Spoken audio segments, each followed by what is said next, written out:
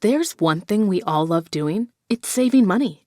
Fortunately, with the 5 savings tactics you're about to learn, you'll be able to save tons of money during a recession and set yourself up for even more financial success when the economy finally turns around. 1. Pay off high-interest debt. It's not news to you that carrying high-interest debt is one of the quickest ways to sabotage your finances. As you can imagine, it's hard to save and invest when you are handing over hundreds of dollars a month to creditors, rather than depositing that money into your bank or investment accounts.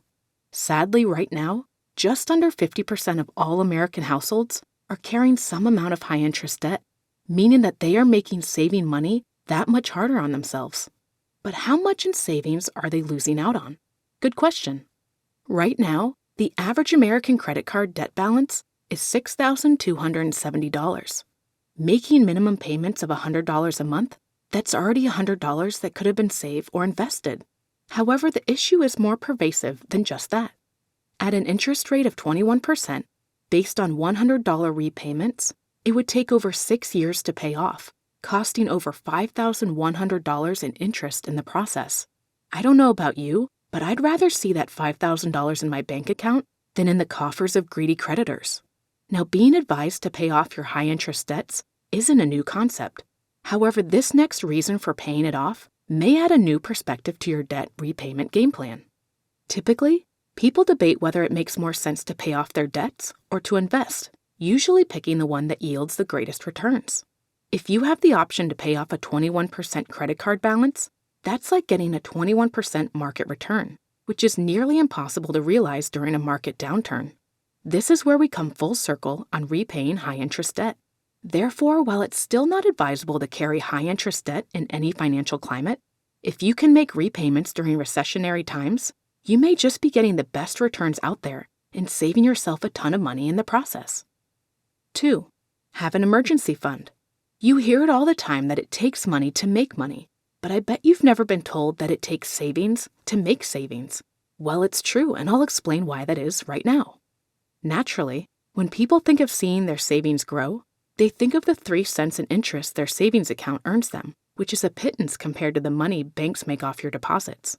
Well, in reality, having money set aside can actually be the key to saving thousands of dollars, and in a minute, I will tell you why that's the case.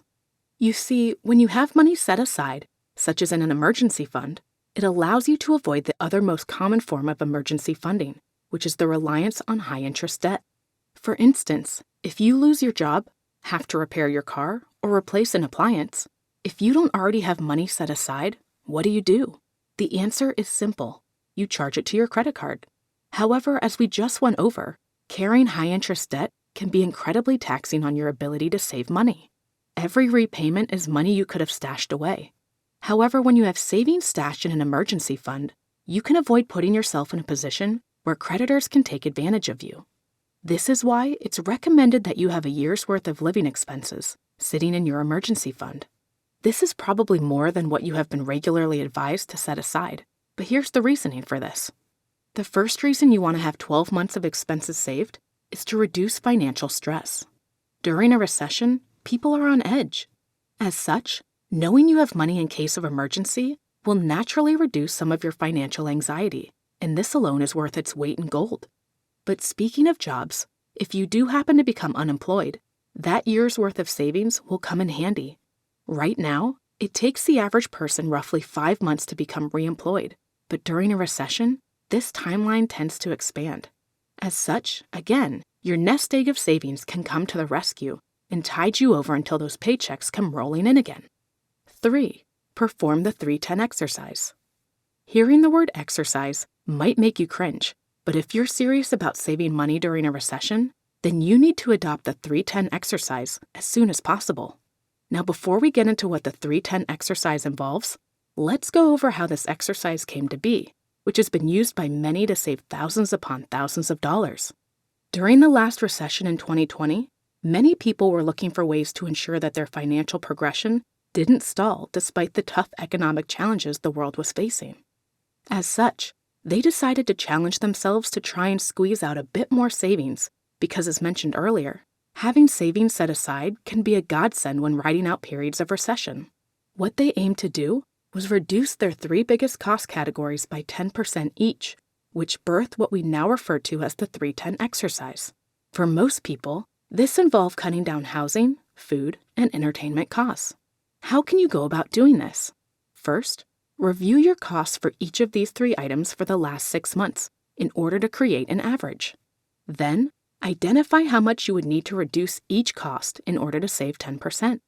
For instance, if your entertainment cost is $300 a month, aim to cut that down by $30. Then, begin to brainstorm ways to create those savings. Here's what you may come up with. To save 10% on housing costs, you may decide to cancel your landscaping services. To reduce your food bill, you may cut out most of your takeout orders.